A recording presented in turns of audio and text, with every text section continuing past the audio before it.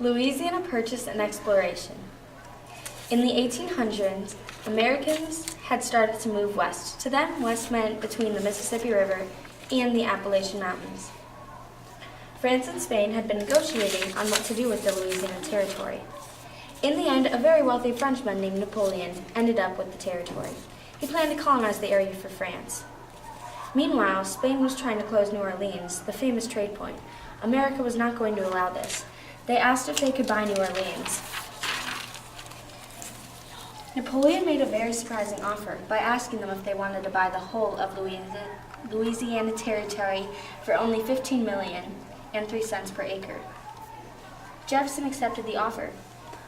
This doubled the size of the U.S. We were able to have more farmers and more land. But before any of this could happen, we needed to explore the unknown land. Jefferson put Meriwether Lewis up to the job. He was an experienced hunter. He was good at geography, mineralogy, and astronomy.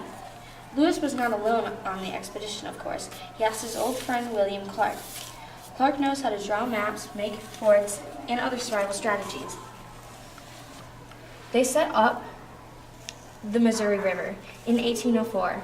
They had 40 men, 1 large shallow river boat, and 2 canoes. Jefferson told Lewis and Clark to be friendly with the Native Americans that lived on the land. They stayed with the Mandan Indian village through the winter. At the village, the explorers met French, Canadians, and British trappers.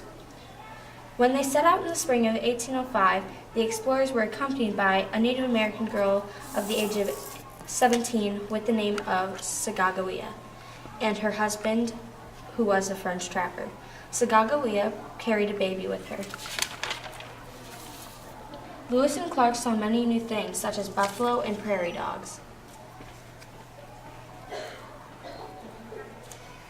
As they kept moving west, they came upon the Great Falls, 10-mile-long stretch of waterfalls. They took an 18-mile detour while carrying heavy boats and supplies. They ran into rattlesnakes, bears, and hailstorms over the 2-week trek.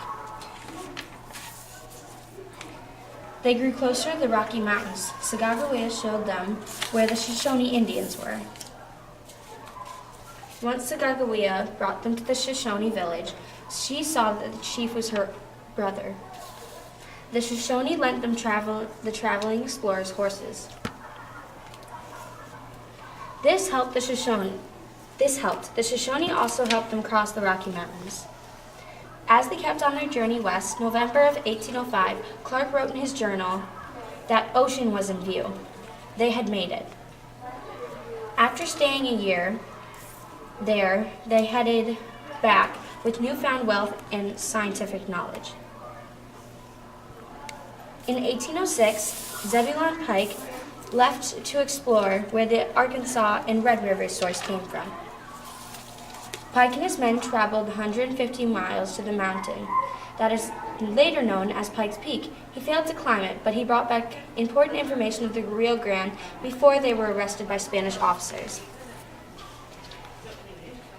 Both of these expeditions made America better and evolved us. We now have lots more information and are a more independent country.